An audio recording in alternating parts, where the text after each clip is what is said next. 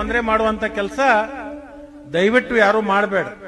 ಯಾಕಂದ್ರೆ ನಮ್ಮ ಸ್ವಭಾವ ಹೆಂಗಾಗ್ಯಾವ ಅಂದ್ರೆ ನಮ್ಮ ಹೊಲಕ್ಕೆ ನೀರು ಬೇಕು, ಆದ್ರೆ ಪೈಪ್ಲೈನ್ ನಮ್ಮ ಹೊಲದಾಗ ಹಾಯ್ಬಾರ್ದು.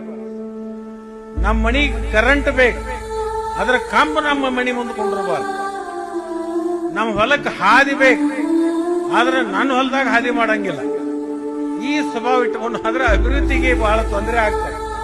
ಅದಕ್ಕೆ ದಯಮಾಡಿ ತಮ್ಮ ಹೊಲಗೊಳದಾಗ ಪೈಪ್ಲೈನ್ ಬರುವಂತ ಸಂದರ್ಭದೊಳಗೆ ಏನಾದ್ರೂ ಬಂದ್ರೂ ಕೂಡ ಅದಕ್ಕೆಲ್ಲವೂ ಕೂಡ ಸಹಕಾರವನ್ನು ತಾವು ಮಾಡಬೇಕು.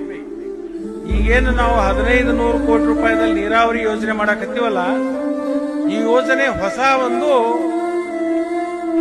ಪ್ರಮಾಣದಲ್ಲಿ ನಾವು ಮಾಡ್ತಾ ಇದ್ದೀವಿ. ಅಂದ್ರೆ ಈಗೇನು ನಾವು ಮಷಿನರಿಗಳನ್ನು ಯೂಸ್ ಮಾಡ್ತಾ ಇದ್ದೀವಿ. ಈಗ ಹೆಂಗ್ ನಮ್ದು ಕರಿ ಮಸೂತಿ ಆ ಕಡೆ ಇದೆಲ್ಲ, ಅದಕ್ಕೆ ಕಿನಾಲ್ ಬಾಗ ಓಡಾಡಬೇಕು, ಕಿನಾಲ್ ಹೊಡಿಯೋದು, ಅದನ್ನ ಯಾವ್ರೆ ಮತ್ತೆ ಬಂದ್ ಮಾಡೋದು, ಇದು ಹಂಗಿಲ್ಲ.